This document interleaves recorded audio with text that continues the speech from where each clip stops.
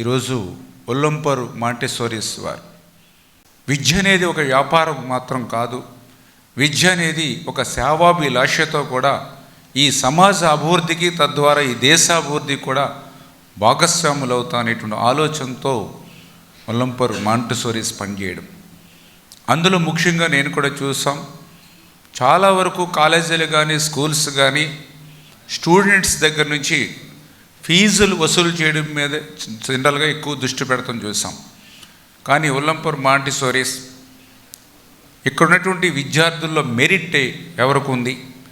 ఆ స్టూడెంట్స్ ఎవరైనా మెరిట్ ఉండి చదువుకోలేనిటువంటి అంటే పేద విద్యార్థులు ఎవరైతే ఉంటే ఆ పేదరికం వల్ల వాళ్ళ విద్య అనేది ప్రశ్నార్థకం కాకూడదు అనేటువంటి ఆలోచనతో టాలెంట్ టెస్ట్లను కూడా పెద్ద ఎత్తున ఈ మాంటెసోరీస్ పెట్టి ఆ టాలెంట్ టెస్టుల్లో ఆ మెరిట్ ఉన్నటువంటి వాళ్ళందరికీ కూడా మరి 0 ఫీజు తోటి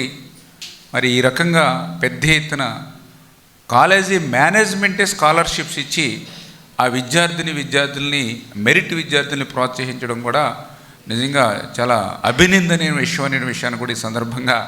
ఆ మాంటెసోరీలకు కూడా మరి హృదయపూర్వకమైనటువంటి అభినందనలు ముందుగా తెలియజేసుకుంటూ ఉన్నా.